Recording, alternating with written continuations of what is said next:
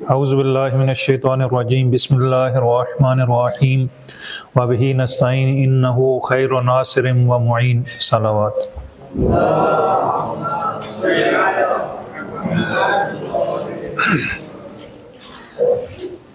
گزشتہ ہفتے جو ہماری گفتگو تھی یقیناً آپ کے ذہن میں ہوگا، وہ دین سے متعلق تھی کہ دین کی ضرورت کیوں ہے۔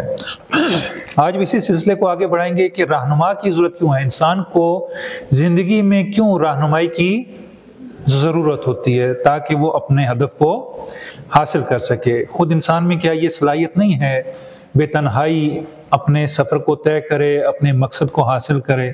کیوں ضروری ہے کہ اس کے لیے کوئی رہنما ہونا چاہیے؟ تھوڑا سا پچھلا چند منٹ میں جو اس کا خلاصہ اگر آپ میں سے کوئی بیان کر دیتا تو مجھے بیان کرنے کی ضرورت نہیں تھی۔ ہے کوئی ایسا کہ جو گزشتہ جو ہماری گفتگو تھی اس کو مختصر چند جملوں میں بیان کر سکے؟ جی، سب سے پہلے ہم نے دیکھا تھا کہ انسان چیز کیا ہے۔ انسان اگر واقعی حقیقتاً کسی اتفاق ہو یا تخلیق ہوا، دنیا میں کوئی بھی ایسی چیز اسی تخلیق کی گئی ہو، وہ کسی وجہ سے ہی آتی ہے، اور اس انسان کا مقصد عبادت کرنا ہوتا ہے۔ صحیح ہے۔ انسان کو دین کی ضرورت اس لیے کہ انسان اس دنیا میں آیا تو اچانک اتفاقی حادثاتی طور پر نہیں آیا، بلکہ اس کو خلق کرنے والی کوئی ہستی موجود تھی۔ اور اس سلسلے میں ہم نے جو ہے وہ بعض سوالات ذکر کیے کہ مذہب کیوں آیا، مذہب کے بارے میں سوچنا درست ہے، درست نہیں ہے، اگر ہم سوچیں گے کافر تو نہیں ہو جائیں گے۔ ایک بہت بڑا مسئلہ یہ بھی ہوتا ہے کہ ہم کسی کی چیز کے بارے میں خصوصاً جب دین یا مذہب کے بارے میں بات کرتے ہیں تو فوراً پہلا سوال یہ ہوتا ہے کہ نہیں، اس کے بارے میں سوال نہیں کرنا، کافر ہو جاؤ گے، مرتد ہو جاؤ گے، دین سے باہر نکل جاؤ گے۔ کیا ایسا ہی ہے کہ اگر ہم دین کے بارے میں سوال کریں گے تو دین سے خارج ہو جائیں گے؟ یا یہ کہ ہمیں اپنی جو الجھن ہے اس کو دور بھی کرنا ہے؟ ہمیں پتہ ہونا چاہیے کہ ہم جو کام کر رہے ہیں وہ کیوں کر رہے ہیں۔ جب ہم اپنی عملی زندگی میں دیکھتے ہیں کہ ہم نے کامیابی حاصل کرنی ہے اور اس کامیابی کی راہ میں چیلنجز ہیں، تو ایک بڑا چیلنج یہ ہوتا ہے کہ ہم کر کیا رہے ہیں، کامیابی کیا ہے، ہمیں کرنا کیا ہے، جانا کہاں ہے، کیا کر رہے ہیں۔ اگر ہمارے لیے آگاہی نہ ہو، شعور نہ ہو، ہم جان کر سمجھ کر ایک کام نہ کریں تو کبھی بھی وہ پائے تکمیل تک نہیں پہنچتا۔ بس سوچنا ضروری ہے اور سوچ سمجھ کر دین کو اپنانا ضروری ہے۔ اور ایک اور نقطہ جو یہیں پر ضروری ہے وہ یہ کہ یہ دین کو سمجھنا، دین کو حاصل کرنا، یہ کس کا کام ہے؟ دین کس کے ہاتھ میں ہونا چاہیے؟ کس کے؟ عالم کے ہاتھ میں ہونا چاہیے۔ اس کے علاوہ لیڈر کے ہاتھ میں ہونا چاہیے۔ ہر انسان کے ہاتھ میں، ہر انسان کیا کرے گا دین کا؟ یہ تو مولوی کے پاس ہونا چاہیے۔ جب آپ کو ضرورت پڑے تو مولوی جو ہے وہ آ جائے، بچہ پیدا ہو اس کے کان میں اذان دے دے، نکاح پڑھنا اس کا نکاح پڑھ دے، جنازہ پڑھنا جنازہ پڑھ دے، مجلس پڑھنی ہے مجلس پڑھ دے، نماز پڑھانی ہے نماز پڑھا دے۔ یہ سارے کام تو مولوی کے ذمہ ہیں۔ تو دین ہر انسان کے لیے کیوں؟ ہر انسان اپنا ہی جواب دے گا۔ دین انسان کے لیے کیا؟ تو پھر ہم نے یہ سارا جو مولوی کے ہاتھ میں کیوں دے دیا، روحانی کے ہاتھ میں کیوں دے دیا، پنڈت کے ہاتھ میں کیوں دے دیا، راہب کے ہاتھ میں کیوں دے دیا؟ ہر انسان کو سیکھنا چاہیے۔ اگر ہر انسان کو سیکھنا چاہیے تو یہ جو ہم نے بعض اصناف بنا لیے ہیں یہ کیوں ہیں، اور ہم کیوں پھر رجوع کرتے ہیں ان کی طرف؟ کیا ہم غلط جا رہے ہیں یا یہ غلط جا رہے ہیں؟ کیا کہتے ہیں آپ؟ جی، کسی ایک سطح تک ہر انسان کے پاس ہونا چاہیے، اس سے آگے پھر جو اس میں ایکسپرٹیز رکھتے ہیں ان کے پاس ہونا چاہیے۔ بالکل ایسا ہی ہے۔ ایک حد تک جتنی ضرورت ہے وہ سب کے پاس ہونا چاہیے۔ جتنا روزمرہ ہماری زندگی میں ہمیں دین کی ضرورت ہوتی ہے وہ ہمیں معلوم ہونا چاہیے کہ یہ دین جو ہے وہ ہمارے لیے روزمرہ جتنے بھی احکام ہیں، بہت سارے احکام ہمارے پاس ایسے ہیں کہ اگر ہم غور کریں تو اس میں ہمیں کسی شخص کی ضرورت نہیں ہے، یہ سارے امور ہم خود انجام دے سکتے ہیں۔ اتنی ضرورت روزمرہ کیا کرنا ہے کیا نہیں کرنا ہے، کون سا کام کر رہے ہیں، ہر مورد میں ہمیں پتہ ہونا چاہیے کہ دین نے ہمارے لیے کیا رائے حل دیا ہے کہ آپ نے یہ کام کرنا ہے، کیا تکلیف عائد کی ہے کہ آپ نے یہ کام کرنا ہے۔ بس دین جو ہے وہ ضرورت ہے انسان کی، اور یہ کسی خاص انسان کسی خاص طبقے کے ساتھ مخصوص نہیں ہے، ہر انسان کے لیے واجب حد تک سیکھنا ضروری ہے، اور اس سے بڑھ کر بھی اگر کوئی دین سیکھنا چاہے تو اسلام میں کم از کم کوئی رکاوٹ نہیں ہے۔ ہر اعلیٰ اور ادنا دین کا علم حاصل کر سکتا ہے، اس کے بارے میں سوچ سکتا ہے، سمجھ سکتا ہے، آگے بڑھ سکتا ہے۔ یہ کسی خاص طبقے کے انحصار میں نہیں ہے، اگر انسان کوشش کرے تو یہ حاصل کر سکتا ہے۔ اس کے بعد یہ کہ غور و فکر کیوں کریں؟ جب خدا نے عقل دی تو غور و فکر بھی کرنا چاہیے۔ یہ انسان کو جس کو مذہب کی ضرورت ہے، یہ ایک جاندار مخلوق ہے، ایسا جاندار ہے کہ جو دوسرے جانداروں سے ممتاز ہے۔ کس چیز میں؟ انسان کے پاس ایسی کیا خصوصیت ہے کہ یہ دوسروں سے ممتاز ہے، الگ ہے؟ کون کون سی چیزیں انسان کے پاس؟ عقل اور شعور ہے، سوچ ہے، فکر ہے۔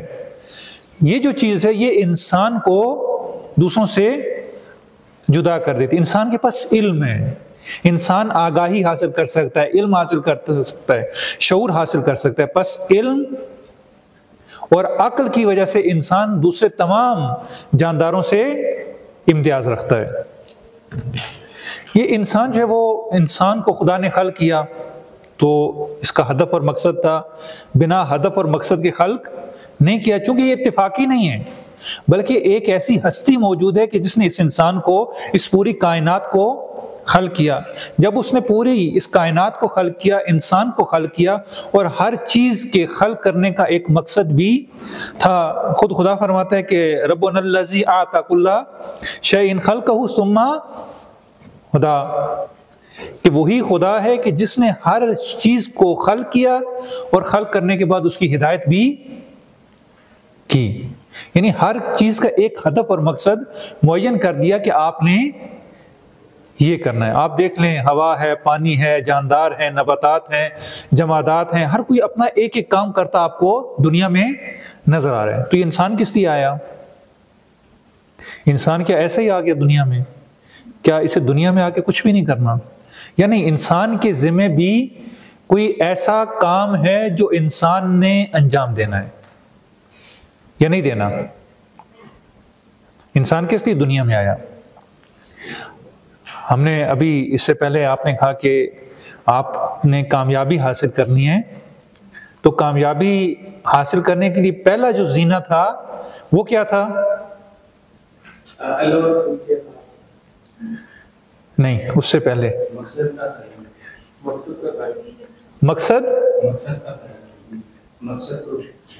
مقصد انسان کو معلوم ہونا چاہیے، نصب العین کا پتہ ہونا چاہیے، ویژن کلیئر ہونا چاہیے کہ میں نے کرنا کیا ہے۔ جب یہ پتہ چل جائے گا کہ میں نے کرنا کیا ہے، اس سے آگاہی حاصل ہوگی، اب انسان کے لیے کامیابی حاصل کرنا بڑا آسان ہو جائے گا۔ تو پہلے مرحلے میں یہ پتہ چلنا چاہیے جو سب سے بڑی کامیابی ہم نے حاصل کرنی ہے، اس زندگی کی ساری کامیابیاں اس کے سائے میں ہوں گی۔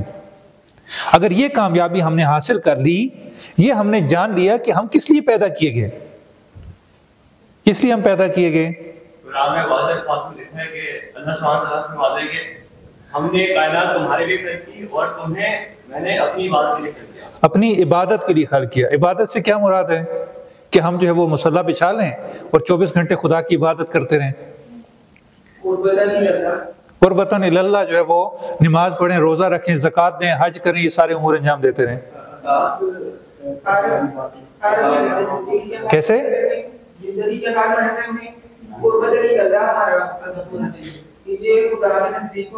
آفرین۔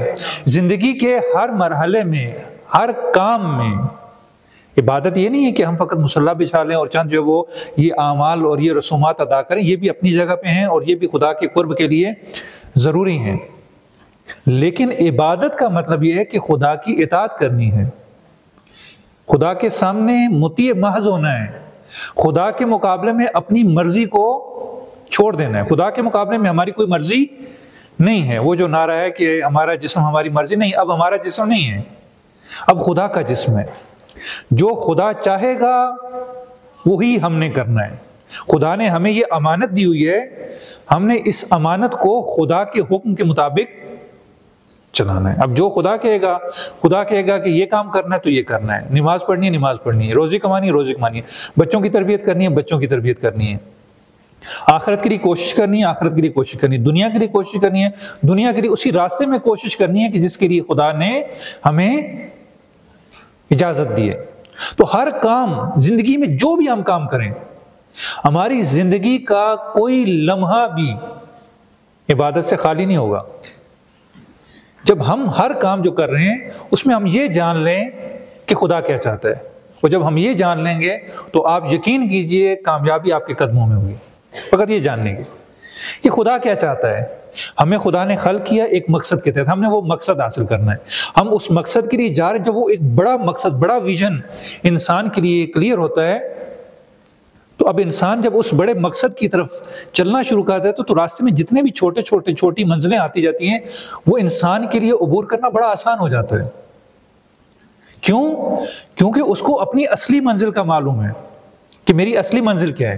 اگر میں اپنی اصلی منزل تک پہنچ گیا تو یہ راستے میں جتنی بھی منازل آتی ہیں، جتنی بھی کامیابیاں ہیں، یہ حاصل کر لوں گا۔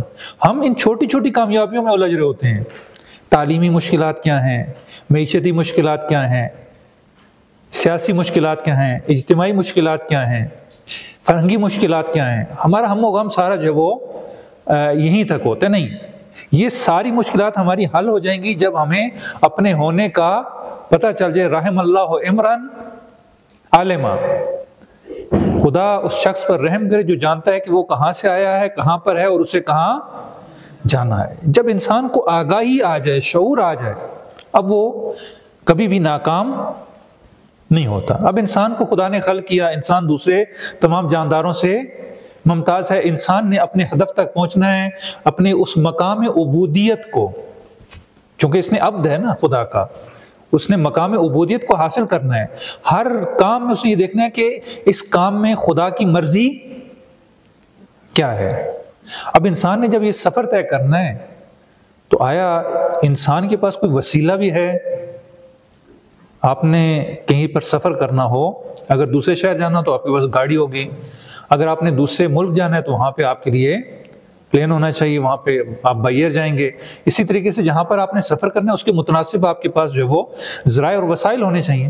اب آپ نے سفر طے کرنا ہے عبودیت کا، اس کے لیے خدا نے آپ کو کیا دیا، کن وسائل کے ساتھ، کن ذرائع کے ساتھ، کیسے آپ اس ہدف کو طے کریں گے؟ چند چیزیں خدا نے ہمیں اس کے لیے دی ہیں۔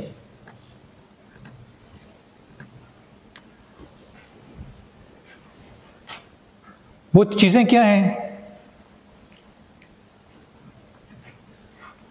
ایک چیز جو خدا نے دی وہ نیچر ہے، طبیعت ہے، غریزہ ہے، جبلت ہے، جو ہر انسان حیوان میں پائی جاتی ہے۔ بھوک کا لگنا، محبت کا ہونا، نفرت کا ہونا، یہ سارے جتنی بھی یہ چیزیں ہمیں روزمرہ زندگی میں جو سب زندگی کے شعبوں پر حاوی ہوتی ہیں، یہ غریزہ ہی خدا نے انسان کو دیا۔ کیا یہ غریزہ اور نیچر فطرت جس کو کہا جاتا ہے، البتہ فطرت کا معنی اس سے دقیق تر ہے لیکن ہم عام زبان میں سے فطرت ہی کہتے ہیں، تو آیا یہ فطرت کافی ہے انسان کو ہدف تک پہنچنے کے لیے؟ فقط اس کے پاس غریزہ ہو اور وہ اپنے مقصد کو پا لے گا اور مقام عبودیت کو پا لے گا؟ کیا کہتے ہیں آپ؟ فقط غریزے سے؟ پھر کیا ہونا چاہیے اس کے علاوہ؟ رہنما بھی ہونا چاہیے، لیکن یہ کہ ابھی یہ کیوں ناکافی ہے؟ پہلا ہم اس مرحلے پہ رکتے ہیں کہ یہ غریزہ کیوں ناکافی ہے، یہ فطرت نیچر انسان کی یہ کیوں ناکافی ہے؟ اس لیے کہ یہ محدود ہے۔ ایک مرحلے آپ دیکھیں، بچہ ہے چھوٹا سا، یہ بچہ جب بڑھتا ہے تو شروع میں جو چیز اس کو پرورش دیتی ہے وہ یہی غریزہ ہے۔ اس کو پتہ ہے میں نے غذا کھانی ہے، اس کو پتہ ہے میں نے سردی سے بچنا ہے، اس کو پتہ ہے میں نے گرمی سے بچنا ہے، اس سے پتہ ہے کہ میں نے تکلیف سے بچنا ہے، مجھے کچھ ہونا نہیں چاہیے، یعنی فقط اور فقط اس کے ہم و غم جو ہے وہ فقط یہی ہے۔ اب یہ جو بچہ ہے اس کو اگر آپ حیوان کے ساتھ جو مقایسہ کریں تو آپ دیکھیں گے کہ وہی اس کی ضرورت ہیں، وہی حیوان کی ضرورت ہیں، دونوں میں کوئی فرق نہیں ہے۔ یہ جب تھوڑا سا آگے بڑھتا ہے، تھوڑا سا بڑا ہوتا ہے، تو اب اس کی ضرورتیں بڑھنا شروع ہو جاتی ہیں، اب یہ سیکھنا شروع کرتا ہے۔ یہ کیسے سیکھتا ہے؟ کس چیز کے ذریعے سے سیکھتا ہے؟ علم کس چیز سے حاصل کرتا ہے؟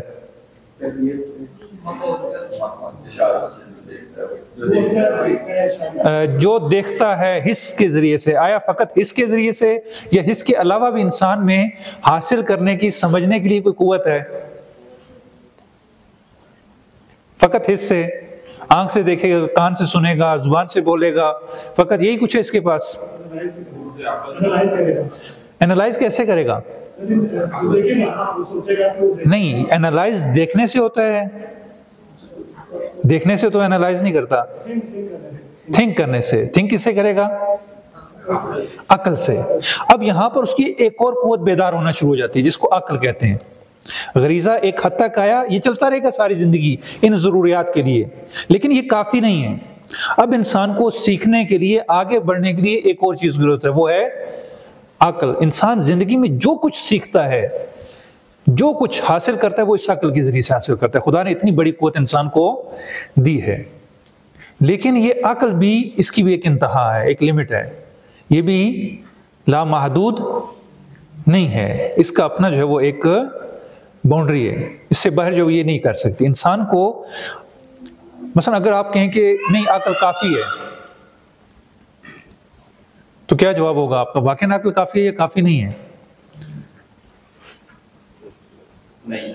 کیوں؟ عقل تو کافروں کے پاس ہے۔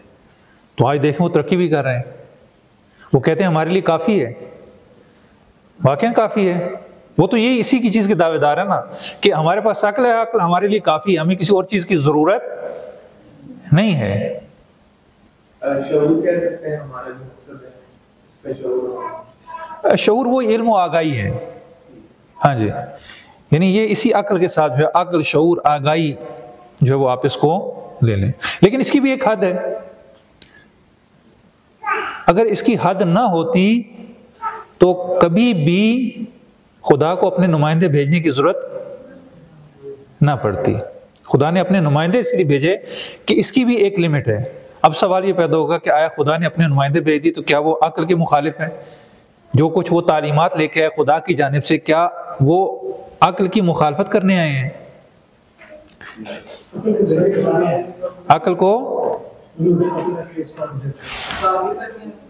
عقل کو کامل کرنے آئے ہیں، عقل کو جو ہے وہ زیادہ جلا بخشنے آئے ہیں۔ یعنی یہ نہیں ہے کہ وہ عقل کی مخالفت کرنے آئے کہ نہیں عقل محدود ہے، عقل کی مذمت کرنے آئے، نہیں۔ اس میں امام کی حدیث ہے،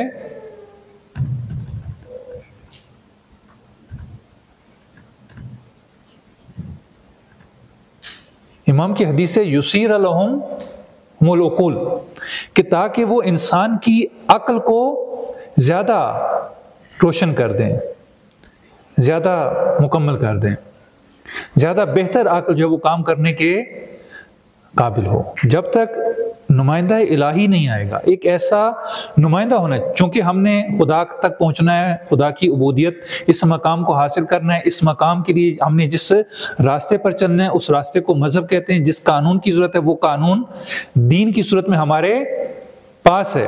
اب یہ دین کیسے آئے گا ہمارے پاس؟ یہ خدا کے نمائندے کے ذریعے سے آئے گا۔ خدا اپنے نمائندے کو بھیجے گا اور وہ وحی کی صورت میں یہ دین لے کر آئے گا۔ یہ نمائندہ وہ ہوگا کہ جو غیب یعنی خداوند متعال اور شہود جو ہماری دنیا ہے اس کے درمیان آ کر واسطہ بنے گا، وہاں سے تعلیمات کو لے گا اور اس انسان تک پہنچائے گا۔ یہ یہاں پر انسان کے لیے رہنمائی کی ضرورت ہوتی ہے، کیونکہ انسان کو خدا نے جتنی بھی قوت دی ہیں، صلاحیتیں دی ہیں، وہ ایک حد تک ہیں، اس سے آگے نہیں بڑھ سکتی۔ آپ دیکھ لیں اگر یہ کافی ہوتی، کتنے بڑے بڑے فلاسفر گزرے ہیں، یہ آپس میں متفق نہیں ہیں۔ افلاطون نے ہزاروں سال پہلے جو ہے وہ مدینہ فاضلہ اس کا جو ہے وہ سنگ بنیاد رکھا، اس نے کہا کہ یہ آپ کے پاس جو ہے وہ آئیڈیل سوسائٹی ہے، لیکن آج تک جو وہ عملی نہیں ہو سکا. اور رستو ہے اس نے اپنا نظریہ پیش کیا, دوسرا ہے اس نے اپنا نظریہ پیش کیا, ہر فلاسفر نے اپنا نظریہ پیش کیا. آج تک یہ خود جو وہ ایک دوسرے سے صف آرا ہیں, ایک دوسرے کے مقابلے میں ایک نقطے پر متفق نہیں ہو سکے. لہذا عقل بے تنہائی کبھی بھی اس مقام کو حاصل نہیں کر سکتی.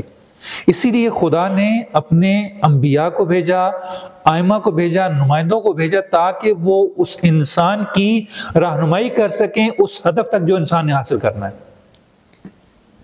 چونکہ انبیاء کے بغیر ممکن نہیں ہے. انبیاء کا کام یہ کہ انسان کی رہنمائی کرنی ہے, انسان کی رہنمائی کریں گے تاکہ انسان وہ ہدف اور مقصد حاصل کر لیں. اب یہ جو انبیاء آئے, ان کی حیثیت کیا ہے؟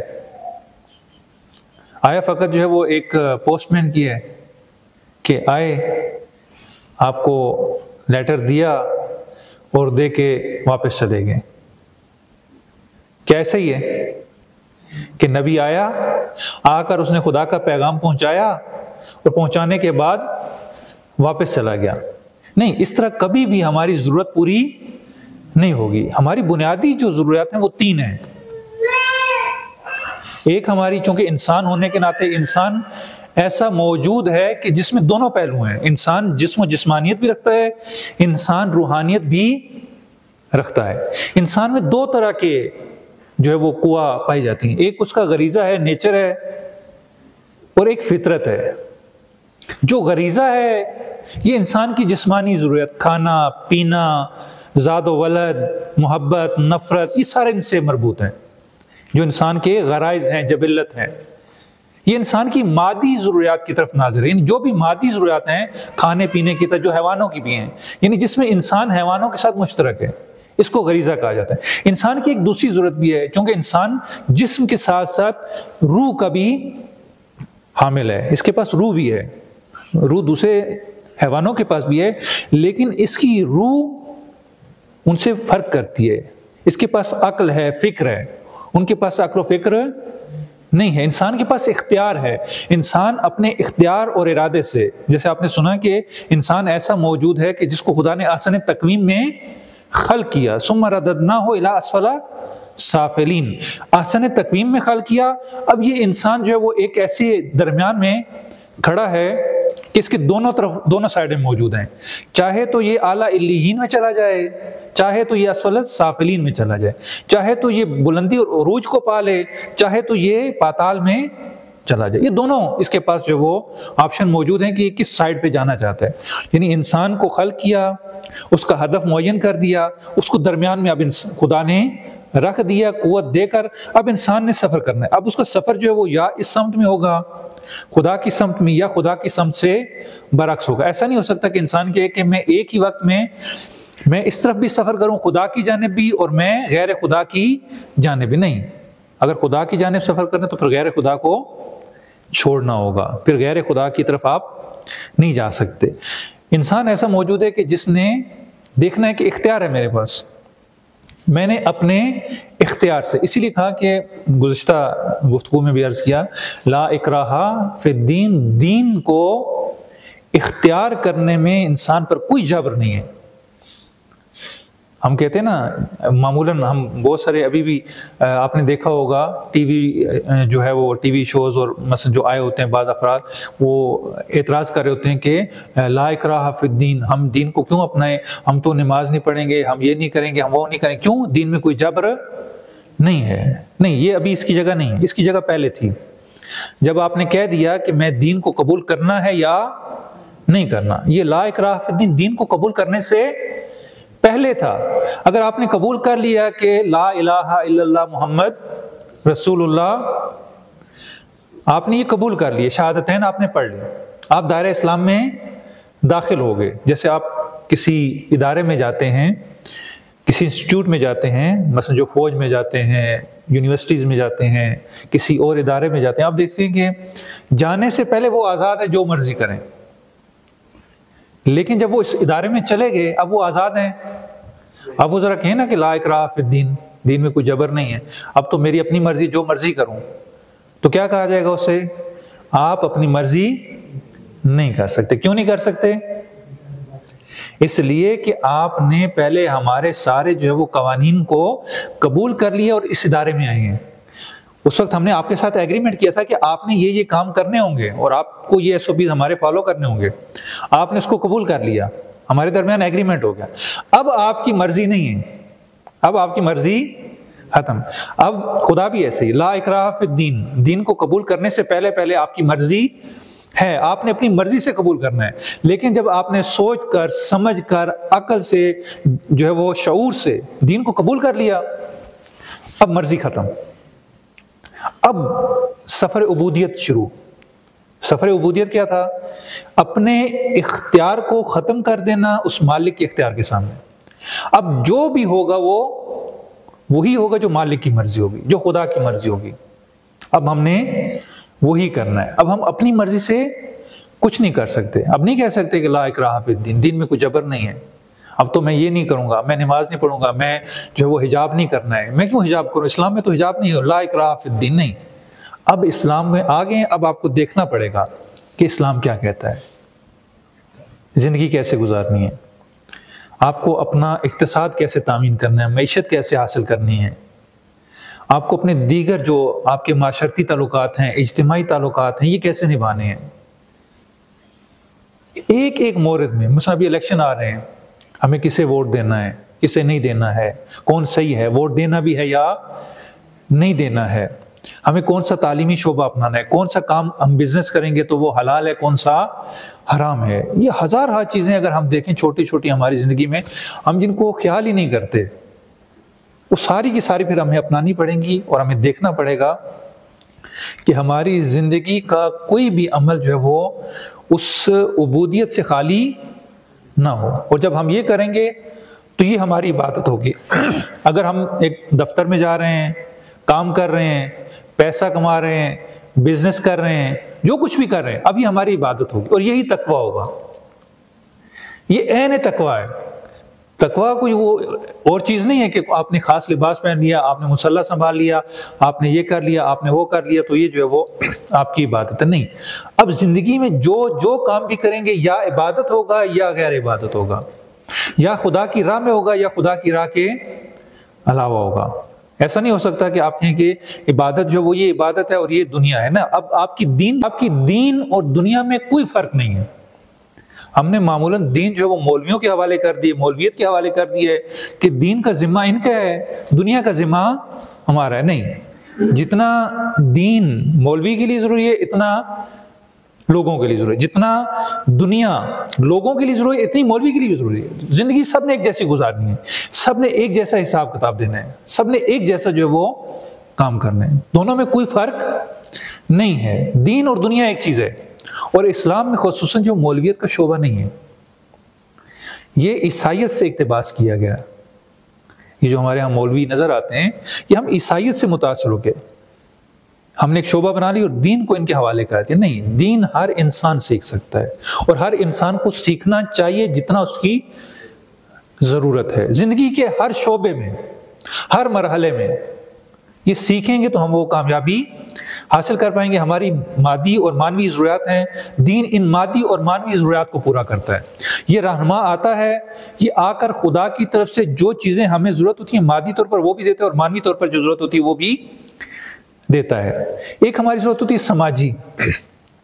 ہم معاشرے میں رہ رہے ہیں, معاشرے میں جب رہ رہے ہیں تو معاشرے میں کیسے رہا جائے, چونکہ انسان ایسا موجود ہے جو مدنی بالطبع ہے, جو اجتماع کے بغیر, معاشرے کے بغیر, سوسائٹی کے بغیر رہ ہی نہیں سکتا. اصل انسان کو آپ سوسائٹی کے بغیر تصور کیجئے, ہو سکتا ہے. اگرچہ بعضوں نے کہا کہ نہیں, انسان تنہا بھی زندگی بسر کر سکتا ہے. انسان کے لیے ضروری نہیں ہے کہ وہ معاشرے میں, سماج میں رہے, سوسائٹی میں رہے.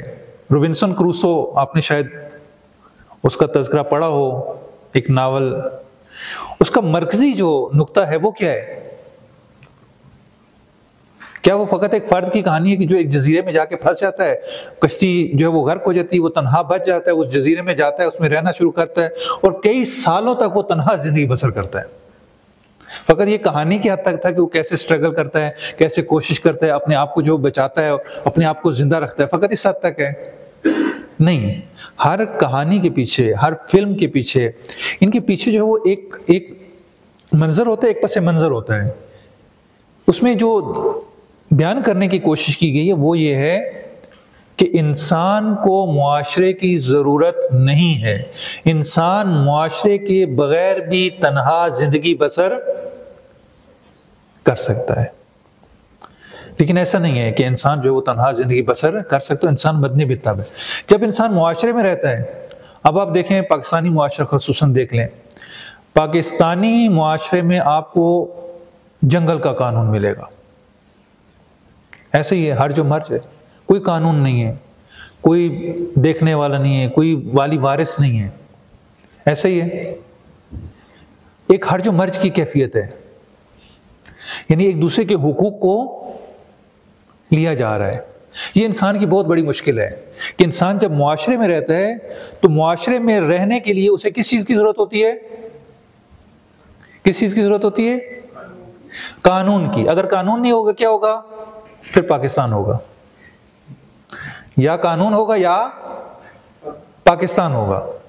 اب معاشرے میں رہنے کے لیے قانون کی ضرورت ہے، بغیر قانون کے نہیں رہ سکتا. اب یہ قانون کون بنائے انسان کے لیے؟ کون بنائے؟ انسان خود بنائے.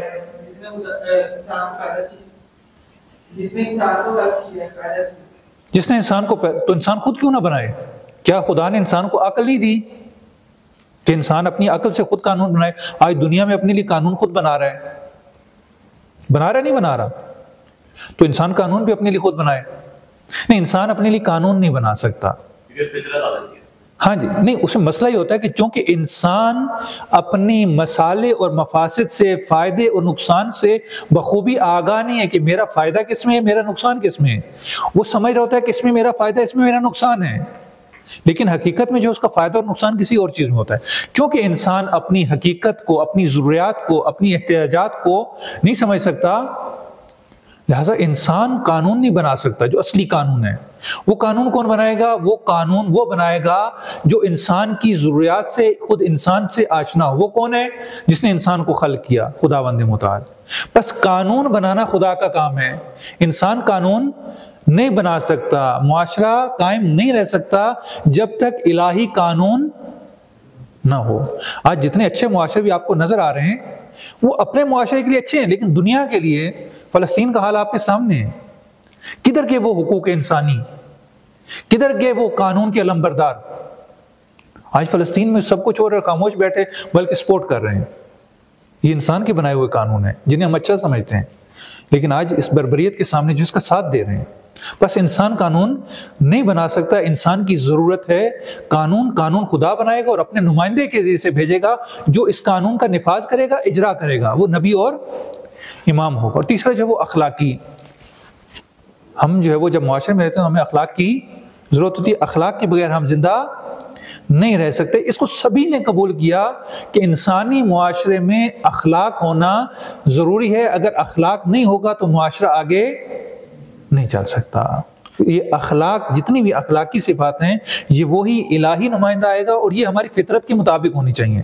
جو بھی اخلاقی ویلیوز ہیں، اقدار ہیں، یہ جب ہماری فطرت کے مطابق ہوں گے تو تبھی انسان اپنے اس مقصد کو پا سکتا ہے، اس مقصد کو حاصل کر سکتا ہے. تو یہ ہماری زندگی میں رہنما کی ضرورت ہے کہ اس رہنما کے بغیر نہ ہم مانوی اور روحانی، نفسیاتی اپنی ضروریات کو پورا کر سکتے ہیں، نہ قانون کو پورا کر سکتے ہیں اور نہ ہی اخلاق کو. اگر خود انسان بنائے گا تو وہ سب کے سامنے ہے. روز بروز اس کو تبدیلی کرنی پڑے گی، اس کو چینج کرنا پڑے گا جیسے دنیا میں پیش آ رہا ہے. وصلی اللہ علی محمد وعلی محمد.